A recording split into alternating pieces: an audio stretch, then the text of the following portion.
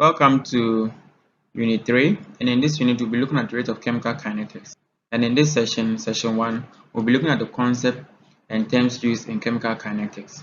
By the end of the session, you should be able to define the terminologies as applied in chemical kinetics, derive the general rate law, and determine the rate law from a given data.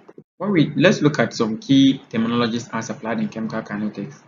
When we say mechanism of a reaction, basically it's a sequence of elementary reactions or elementary steps that defines the pathway from reactants to product. Now, what is that elementary reaction? It describes the behavior of individual molecules. So basically it is a single step. We could have unimolecular, bimolecular, and trimolecular. Now we can also talk about the rate determining step. What is the rate determining step? The rate determining step in a chemical reaction is the slowest step in the reaction that proceeds via a series of elementary steps from reactants to products. When we say a rate of a reaction, basically the rate of change of concentration of a substance involved in the reaction. Now, when we are looking at rate of reaction, we will also be looking at the rate law. Now, what is the rate law? The rate law is an equation in which the reaction rate is set equal to a mathematical expression involving the concentration of reactants and sometimes of products. So for a typical reaction, A going to give us C, the rate will be equal to R is equal to K, the concentration of A to the power N, where N is the order of the reaction. However, do not confuse N with the stoichiometric coefficient of the reactants. Now, we can also talk about the molecularity of a reaction. It is defined as the number of molecules that participate as reactants in an elementary reaction. The terms unimolecular, bimolecular, and trimolecular are used to denote the reaction of first order, second order, and third order respectively. Now, when we talk about the order of a reaction, the order of a reaction is defined as the sum of the powers to which all the reactants appearing in the rate law expression are raised. So for R equal to K, concentration of A to the power N, then the order of reaction with respect to A is going to be N order. Also for A plus B going to give us C plus A, the rate is equal to R is equal to K, concentration of A to the power M, concentration of B to the power N. Now, with respect to the order of reaction with respect to A is M, and the order of reaction with respect to B is N. However, when we add N plus M, then we talk about the overall order.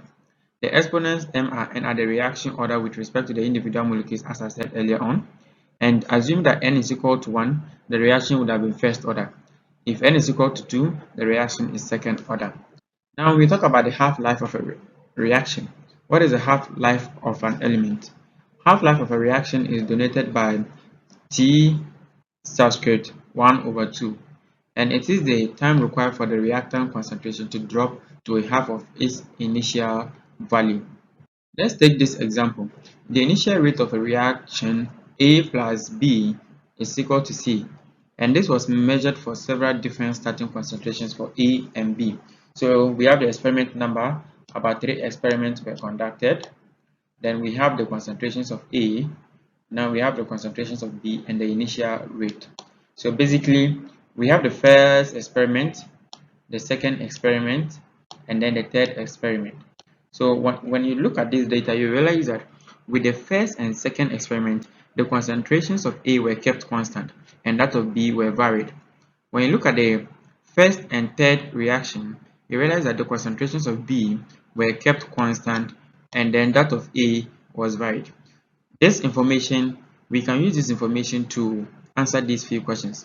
With respect to we can determine the rate law of the reaction, we can determine the magnitude of the rate constant, we can also determine the rate of the reaction R when concentrations are given. Now let's see how we solve this. So for A, we want to look at the rate of the reaction, the rate law expression or the rate equation. So first we develop 3 equations from the table, and these are the 3 equations are generated. So we first divide equation 3 by equation 1, and when you do that, then what happens here is K and K will cancel out. Now you realize that this is 0.2 divided by 0.1, so we maintain this and then we cancel out this. However, note that the initial rate equation is written as R is equal to K concentration of A to the power N, concentration of B to the power M. So we are now going to find our values of N and M, which are the respective orders of reaction with respect to A and B. Now, solving this, we are going to have 4 is equal to 0.2 N all over 0.1 N, which will literally give us 4 is equal to 0.2 over 0.1 all to the power N. And this gives us 4 is equal to 2 to the power N. And when we solve for N, N is equal to 2, meaning that the order of the reaction with respect to A is second order reaction. Now, we divide equation 2 by equation 1, which will generate or which will help us determine the value for M. After solving for M, M is equal to 0. And because M is equal to 0, then any number raised to the power 0 is equal to 1. And this gives us R is equal to K to the concentration of A to the power 2, meaning the rate of the reaction with respect to A is 2 and that of B is 0. So we are to find the magnitude, or we are to find the rate constant using the information given. So from this equation, R is equal to K concentration of A to the power 2 squared, then we can make K the subject and find the value for K. Now always take note that the unit of K will vary depending on the order of the reaction. Solving this will give us 4 times 10 to the power minus 3 per molar per second, and that is our rate constant.